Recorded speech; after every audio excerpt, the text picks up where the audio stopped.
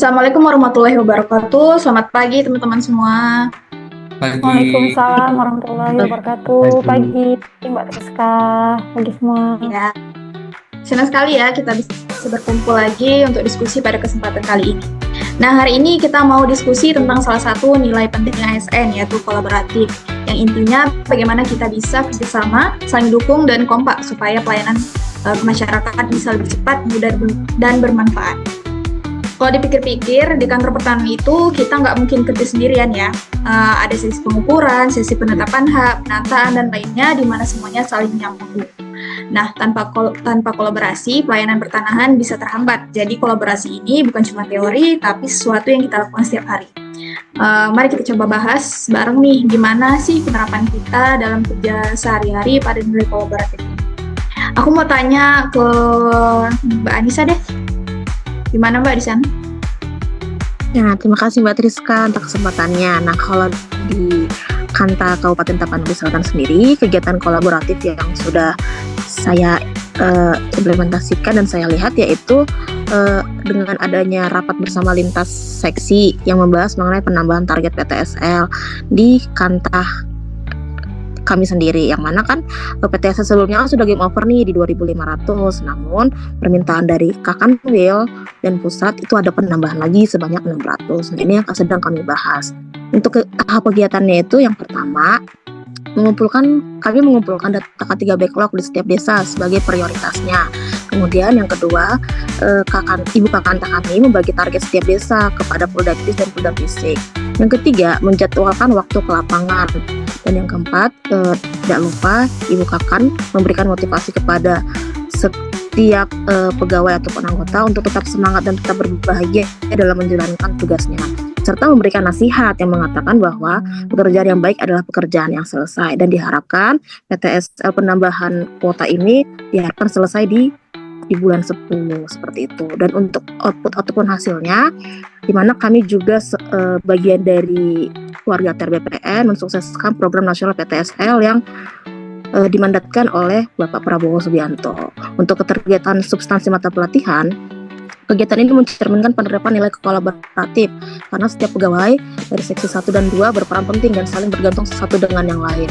Ketika ada hambatan di lapangan, Puldadis dan Pulda Fisik diharapkan untuk memberitahukan kepada ketua adjudikasi ataupun sekretaris agar masalah diselesaikan. Untuk kontribusi terhadap visi misi organisasi, yang pertama, PTSL membantu memastikan kepastian hukum atas tanah sehingga masyarakat dapat merasa aman dan percaya diri dalam memiliki dan menggunakan tanahnya. Yang kedua, PTSL diharapkan dapat mendorong ekonomi rakyat sehingga berdampak pada pertumbuhan ekonomi nasional dan pendapatan negara. Sekian dari saya, Mbak. Saya kembalikan. Oke, bagus sekali ya Mbak Anissa. Kemudian aku mau tanya pendapatnya ke Paris deh. Coba gimana di sana penerapannya? Oke, kalau di aku ya di kantor pertanahan Kota Padang, dan kebetulan aku di seksi 3 itu mengerjakan penataan akses. Jadi kami melakukan rapat pembahasan penataan akses reforma agraria bersama lintas instansi. Jadi beberapa instansi pemerintah yang kiranya berperan untuk penyuksesan reforma agraria ini, khususnya di bagian penataan akses itu kita undang perwakilan instansi tersebut maupun kelompok masyarakat yang akan terlibat.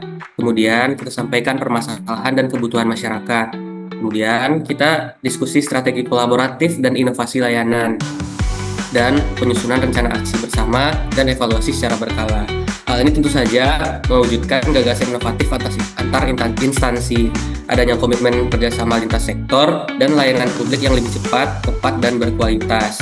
Dengan melibatkan berbagai instansi maupun kelompok masyarakat, ini menunjukkan bahwasanya Badan Pertanahan Nasional memberikan kesempatan kepada berbagai pihak untuk berkontribusi.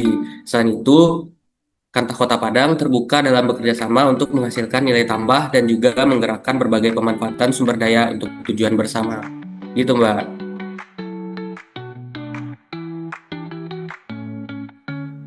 Oke, kalau baru gimana baru?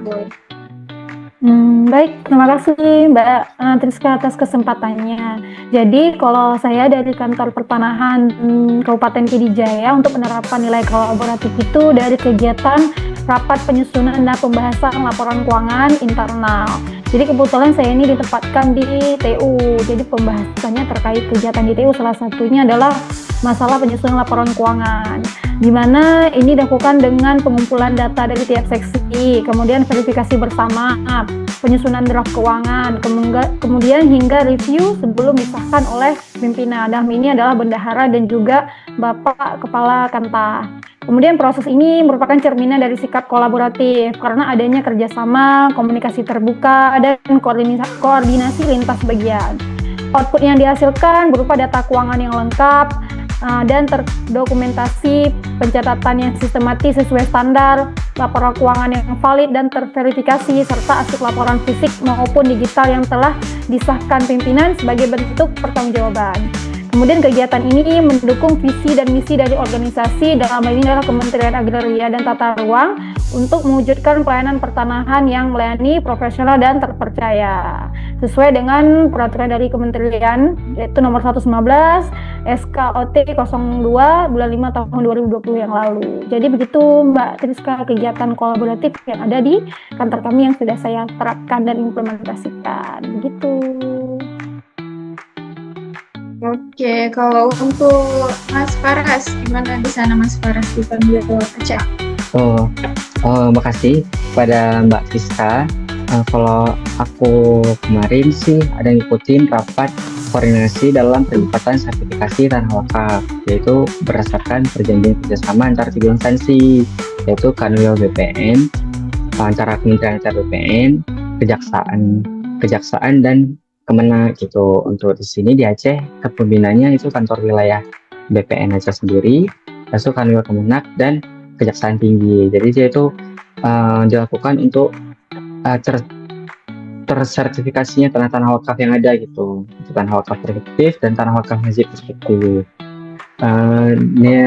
Kaitannya dengan visi Kementerian Agraria BPN yaitu melalui kerjasama atau kolaborasi yang ada ini diharapkan terciptanya koordinasi yang efektif, menyelesaikan tantangan permasalahan pertanahan yang ada, sehingga terciptanya visi Kementerian Agraria BPN dalam memberikan pelayanan yang profesional dan terpercaya. Gitu kan. Bagus-bagus semua ya penerapannya. Jadi banyak sekali ya penerapan yang bisa kita lakukan, termasuk adanya rapat koordinasi lintas seksi sebagai bentuk kolaborasi internal di kantor pertanahan untuk menyelesaikan hambatan dalam pelayanan seperti keterlambatan. Melalui rapat ini, setiap seksi menyampaikan permasalahan dan mencari solusi bersama sehingga hambatan pelayanan dapat diatasi secara cepat dan terkoordinasi. Terbentuk kesepahaman dan sinergi antar seksi dan layanan pertanahan kembali berjalan sesuai target. Tentunya kolaborasi ini berkontribusi pada visi dan misi antar BPN, yaitu mendukung terciptanya pelayanan publik yang efektif, efisien, dan transparan. Kemudian meningkatkan kepuasan masyarakat karena hambatan pelayanan bisa segera diselesaikan dan memperkuat budaya kerja kolaborasi dalam organisasi. Oke teman-teman, makasih banget ya atas sharingnya. Jadi itu saja untuk hari ini. Aku tutup. Wassalamualaikum warahmatullahi wabarakatuh. Waalaikumsalam warahmatullahi wabarakatuh. Terima kasih juga. Waalaikumsalam warahmatullahi wabarakatuh.